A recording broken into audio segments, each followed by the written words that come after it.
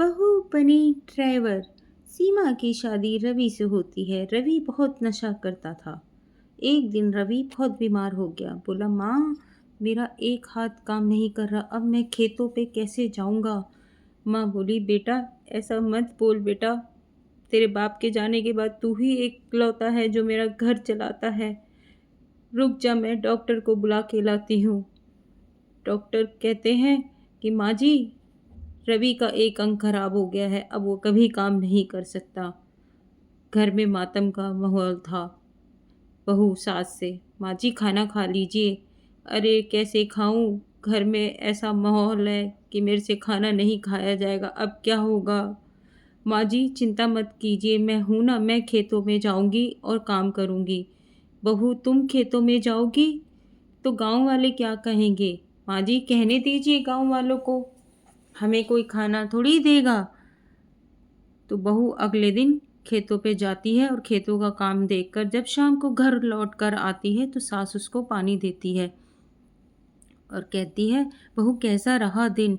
तो बहू कहती है, माँ जी काम तो ठीक है, लेकिन मुझे उसके लिए ट्रैक्टर लेना पड़ेगा, ट्रैक्टर चलाना पड़ेगा। तो माँ कहती है, ट्रैक्टर?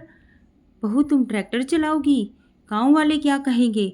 नहीं नहीं नहीं बहू, नहीं, ऐसा नहीं हो सकता।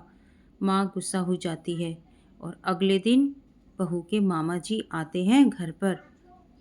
तो माँ बहू को बुलाती है कि बहू इधर आओ, तुम्हारे मामा जी आए हैं। तो मामा जी ट्रैक्टर देने आए थे। तो बहू सीमा बहुत खुश हो जाती है और सीमा ट्रैक्टर चलाने लगती है। थोड़ा आमदनी अच्छी होती है, घर ठीक ठाक से चलने लगता है। तभी माँ कहती है कि बेटा, रवि के इलाज के लिए डॉक्टर ने बोला है 5 लाख रुपए चाहिए, तभी रवि चल पाएगा। अब 5 लाख रुपए कहाँ से आएंगे माँ जी, ये तो बहुत चिंता की बात है, ऐसे ही हमारे पास कुछ नहीं बचा है। माँ भी चिंता में डूबी है और बहू भी चिंता में। तो माँ जाती है और अपने गहने की एक पोटली उठाकर लाती है और कहती है कि बहू जाओ इसे बेच देना। तुम अपने गहने और मेरे गहने ले जाके बेच दो, इससे जो पैसे मिलेंगे उससे रवि का हम इलाज कराएंगे। सीमा अगले दिन गहने बेचने चली जाती है। गहने बेचकर जब वो घर आती है तो माँ जी से कहती है, माँ जी बस 3 लाख का ही इंतजाम हुआ है, अब क्या करेंगी माँ जी। माँ कहती है कि खेत बेच दूंगी, बेटे का इलाज तो मैं ज़रूर कराऊंगी। माँ जी ऐसा मत करिए, एक खेत ही तो है जो हमें खाना देगा, हम क्या करेंगे माँ जी।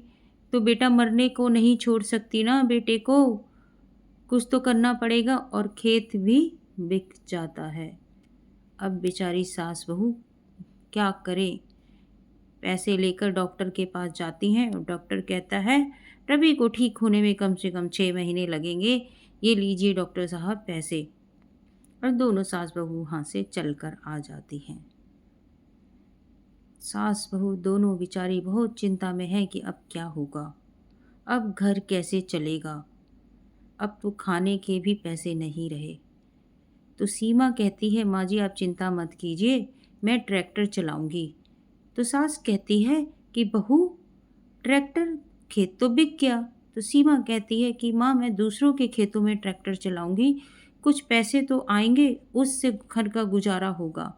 तो सीमा दूसरों के खेतों में ट्रैक्टर चलाती है और कुछ दिन आराम से गुजर जाते हैं।